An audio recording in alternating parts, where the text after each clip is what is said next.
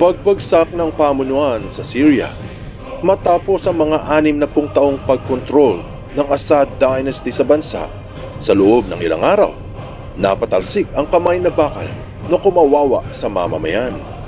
Sobra sa kalahati ng populasyon ang nakararanas ng kagutuman. Kalahating milyon ang napatay, hindi mabilang ang ikinulong, at libo-libo ang napa-extrajudicial killings. Nakararanas ng kahirapan ang buong sambayanan. Pero siguradong magugulat ka sa malalaman mo na maraming sikmura ang babaliktad sa natagpuan ng taong bayan sa mismong bahay ng kanilang brutal na presidente. Bagay na hindi nila matatanggap. Mayroong mga naniniwala at marami din namang naghihinala. Ang tanong, totoo ba?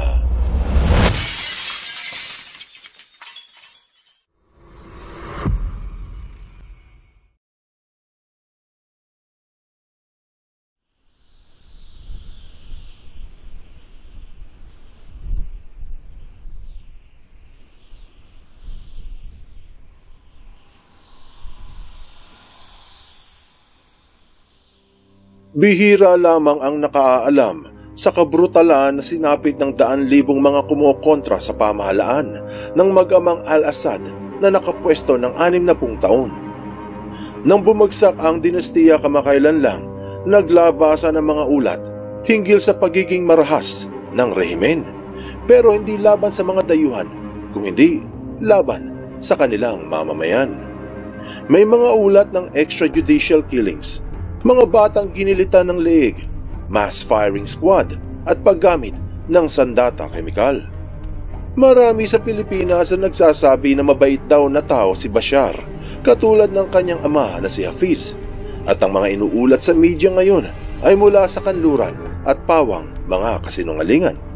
Kung ganon, alamin natin sa media na galit sa kanluran, katulad ng sa bansang Turkiye.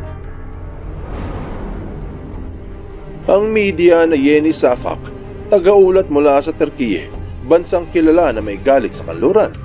Ito ay supporter ni Recep Erdogan na kaibigan ni Putin. Sa makatuwid, ang medyang Yeni Safak ay pinatatakbo ng mga Islamistang anti-Zionist o mga kontra sa pagsulong ng Israel. Kaya pagdating sa kabrutalan ng Syria, ipagsantabi muna ang kanluran at pakinggan ang ulat ng Turkiye. Binalita noong 10 ng Disyembre 2024 na ang rehimen ng Ba'ath o partido ng pamilyang Assad ay ilang dekada nagsagawa ng massacre at gumamit ng sandata kemikal. Inulat sa pahayagan ang masaklap na dinanas ng taong bayan mula pa noong maupo ang mag-amang Hafiz at Bashar al-Assad sa loob ng 61 taon. Noong unang pumwesto sa pagkapangulo sa Hafiz al-Assad, ama ni Bashar, maraming Muslim ang nagalak dahil sa isa ito sa mga Alawite o grupong elites mula sa Shia Islam. Pero paglipas ng ilang taon, tila nagiba ang takbo ng isip nito at naging marahas laban sa taong bayan. Nagsimula ang tunay na kabrutalan ng dinastiya noong buwan ng Pebrero taong 1982. Isang protesta ang inilunsad ng Muslim Brotherhood sa siyudad ng Hama na nasa bandang kaliwa ng bansa sa itaas lang ng Lebanon. Sa loob ng isang buwan, binomba ang siyudad.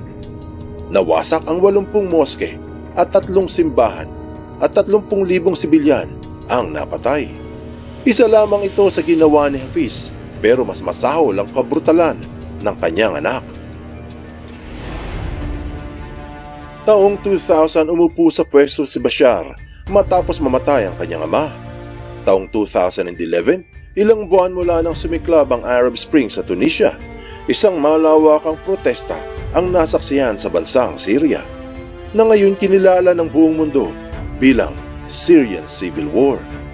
Buwan ng Marso, pinasok ng militar at mga tangke ang siyudad ng Hama. Doon 70 sibilyan ang napaslang. Tapos buwan ng Hunyo, sa lugar ng Homs, 337 na sibilyan ang pinagbabaril kasama mga bata at kababaihan. Sa sumunod na taon, 2012, nag-init lalo ang civil war sa bansa. Buwan ng Pebrero, halos isang buwan tumagal ang labanan. Inestima na 4,000 ang brutal na minasakre. Pero simula pa lang yan. The US persists in the head, ignoring the Kremlin's opposition. Moscow says the system threatens its national security, detailing its peace.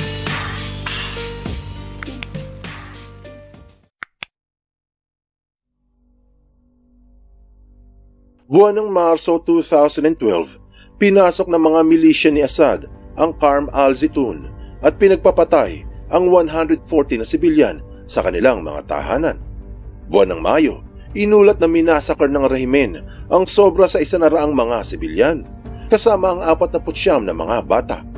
Dahil sa brutal na ginawang pagmassacre, sinabi sa United Nations noong 2012 na iimbestigahan ng Human Rights Council ang massacre sa Hula. Ayon sa ulat ng UN envoy na si Kofi Annan, nang ito'y pumunta sa bansa, siya ay na-shocked at na-horrified. Sinabi pa na appalling daw o kakilakilabot ang nagaganap. Ito yung binalita noon sa Al Jazeera na kinondem na ng mga aktivista sa Syria ang massacre at hindi nasikmura ng mga taga-roon ang bangkay ng mga batang nakabalot sa puting tela. Bago matapos ang 2012, nagpahabol ang rehimen ni Assad ng airstrike sa isang ospital kung saan isa na rang sibilyan ang pinatay. Inulat ng Yeni Safak na ang taong 2013 ang pinakamadugong taon ng labanan. Buwan ng Enero, isang airstrike sa Al-Hasaka na nasa bandang kanang itaas ng Syria ang pumatay sa 50 sibilyan kasama ang mga bata at kababaihan. Nag-airstrike din sa Universidad ng Aleppo kung saan halos 70 estudyante ang napatay. Sa ilog ng Kiyig, natagpo ang patay ang 230 na inaresto ilang araw lang ang nakararaan. Buwan ng Pebrero, sa nayon ng Al-Malikiya, syudad din ng Aleppo, 72 sibilyan ang nakatanggap ng extrajudicial killings. Lumabas ang isang video at pinakita na na-EJK ang 41 na sibilyan sa lugar ng Tadamon. Buwan ng Hunyo, halos 2 na rang sibilyan ang pinatay, kasama mga batang pinagsasaksak tapos sinunog ang mga bangkay. Buwan ng Agosto, ang nakakakilabot na sandata kemikal sa Guta na pumatay sa mga 1,400 sibilyan. Inulat pa nga ito ng Al Jazeera na yung mga ginamitan ng sandata kemikal ay sumusuka ng bumubulang kemikal. Ito yung tinatawag na nerve agent dahil pinapatay nito ang koneksyon ng utak sa kalamnan. Sa madaling sabi, sa loob ng ilang segundo, sobra sa 1,000 mga bata, matatanda, mga kababaihan ang nanigas. 2014 at 2015, nagpatuloy ang massacre ng rehimen ni Assad gamit ay mga barrel bombs at vacuum bombs. Buwan ng Pebrero 2015, 30 mga sibilyang babae at mga bata ang ginilitan ng leeg. Yung iba, na firing squad. Taong 2017, isa uling sandata kemikal ang ginamit laban sa mga sibilyan ng Khan Shaykhun. Sobra sa 100 ang napatay at higit sa 500 ang sugatan. Taong 2018, gumamit ulit ito ng kemikal sa mga sibilyan ng Duma.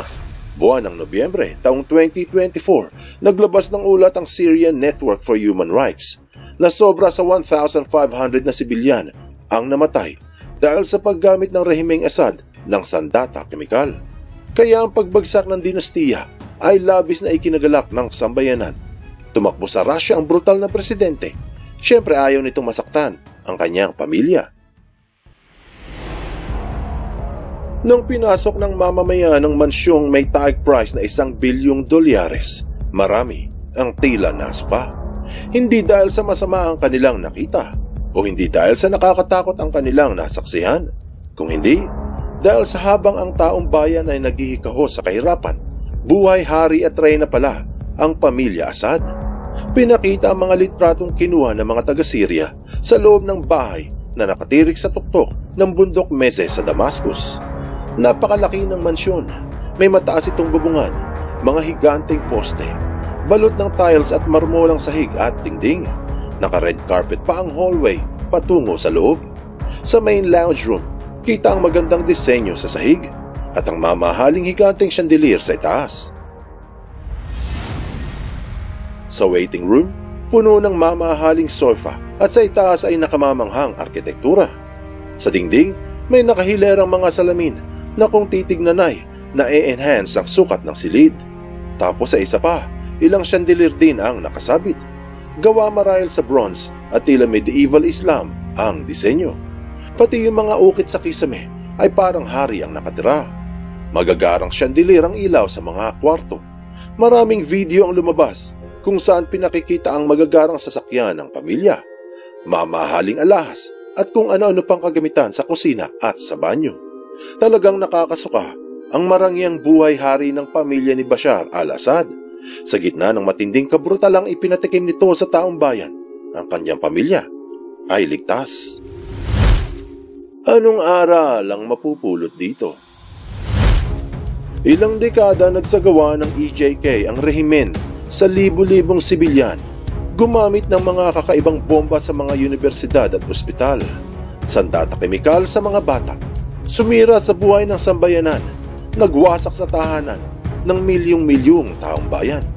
Walang duda masusuka ang marami dahil ang buong pamilya ng presidente ay namumuhay pala na parang hari at reyna sa kanilang magarang palasyo. Marahil ang aral dito ay mag-ingat sa mga politikong ihahalal dahil ang sabi nga, power tends to corrupt. Absolute power corrupts absolutely. Buksan mo ang iyong isip at hayaang lumalim pa ng lubusan ng iyong pangunawa sa mga kasaysayang kapupulutan ng maraming aral. Tandaan, katotohanan ng susi sa tunay na kalayaan.